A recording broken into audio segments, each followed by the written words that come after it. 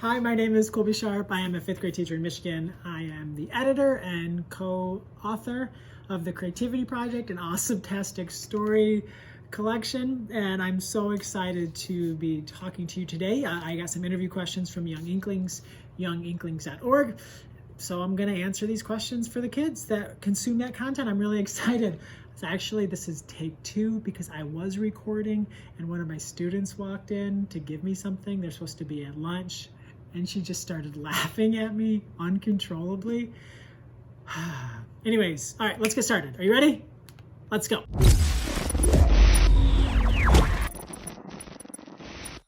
The first question is, what is the thing that I love most about inspiring young readers? And for me, it is when kids are so excited about their reading that they just want to tell other people. I think that is a huge sign for a reader, that when you are so excited about your book that you want to tell someone else about it. Because that's what we do in anything, right? If we're excited about our sports team, we're talking about it with others. If we're excited about a new song, we're playing it for someone else. If we love a new YouTube video, we're sharing it with our friends. Same thing for reading. I had a girl today who came up to me just beaming about the book she's reading and telling me how she was just, her and her mom had this wonderful conversation about her book and how she was trying to convince her mom to read it and how, oh, it's so good. I'm like, in my head, I'm like, that kid didn't like reading at all when school year started. That kid didn't ever want to talk books, and I struggled to get her to read for more than 5 or 6 minutes. And now she's reading 45 minutes in class like a boss, and she's going home and reading and talking about her books. That's what gets me excited about being a reading teacher. What are some of the 2019 books that I have loved? Some of the new books this year that I love. First one is The Line Tender by Kate Allen. It's a story, middle grade novel, the story of a girl named Lucy who has lost her mother before the book starts.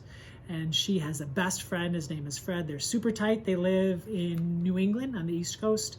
And they are creating this field guide where they're just kind of drawing and writing about all of the creatures that they find where they live. They're doing that as an extra credit project for school. And just their friendship and their relationship is amazing. And something really, really sad happens in the book. One of the saddest things I've ever read with kids. But just watching Lucy put her life back together and watching her find her new normal. It's just a beautiful book. And I think that kids for a long time are going to be falling in love with this story. The second book I want to talk about is a picture book. It's Carl and the Meaning of Life. It's by Deborah Friedman. It's a story of an earthworm named Carl who's feeling like, what's the point? Why am I even here? What is the point of me on Earth? And so he quits doing his job. And he's just kind of sulking and feeling sorry for himself, going around trying to figure out if anyone knows what the point of this whole life thing is. And when Carl stops doing his job as an earthworm, they have a very important job. When the work that they do in the soil allows so much of life to happen on this planet. And it's really cool to see through the illustrations what happens when Carl stops doing his job, and to see Carl's reaction when he realizes how important he is. And I think it's just a great message for kids that it doesn't matter if you're the most popular kid, if you're the smartest kid, if you get the best grades, if people like you the most. We all have a purpose and we all have a place. Carl, The Meaning of Life, Deborah Friedman. What made me fall in love with reading? Read aloud. I loved read aloud. Teachers reading books aloud to me was the best part of my academic day pretty much every year in elementary school. I can still remember Mr. Bontrager reading us aloud Hatchet, that was actually 2 doors down from where I record this, just down the hall. In the elementary I teach in now is when I attended as a kid. I can remember Miss Baker reading us Charlotte's Web. I can remember Miss Collins reading us Fudge, and I can remember learning about Ramona Quimby, and I can remember James and the Giant Peach. So for me, read aloud was where it was at. There was nothing more powerful than a teacher reading a book and sharing that story and that experience with my classmates. It is still one of my favorite things about reading. I love reading aloud to kids. It makes my heart so happy. If I could tell my younger writing self something, what would it be?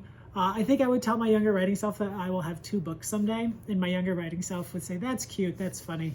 Yeah, I never thought that something like this could happen to someone like me. I never in a million years felt like a kid from a teeny tiny one blinking light town could write books and make books and be able to talk about books and share books with others. So anything is possible, I would tell that person. And I would also tell them that if they wrote a little bit more when they were younger, they'd probably have more than 2 books now. So keep writing is what I would tell myself, and to write more. I can still remember some of the stories I wrote as a kid, and I still remember just getting the reaction from my teachers and classmates when they read them, and I love that. And it's no different when I hear about a kid reading the creativity project or a teacher sharing a prompt with kids. It's just magical to see something that you helped make have an impact on someone else. So keep writing, keep writing. The final question I'm going to answer is, if I could pick one prompt to share from the creativity project, what would it be? And I'm going to pick one from Peter Brown. There's so many great ones in this book, and I've had so much fun sharing them with kids and seeing other educators share them with kids and just seeing kids find them and create something themselves. But what I love about Peter Brown's prompt is there's so many different ways for kids to get into it. They can draw a picture, they can write a story, they can write a poem, they can create a comic. I feel like this is one that almost every kid that I've met and shared with has got a smile on their face and has thought of something amazing to create. And here it is. Create something that includes a tree looking out of place. And I've seen things from trees coming out of people's heads. I've seen trees in the middle of roads. It seems like every time I've seen a class do this, there's a tree coming out of the toilet. So it might sound simple, but the stories, the pictures, the words are beautiful. Yeah. I think I might go do that one right now on my lunch break. Thank you so much, friends, for watching. Young Inklings, thank you for the invitation. Everyone, have a wonderful day and happy, happy reading.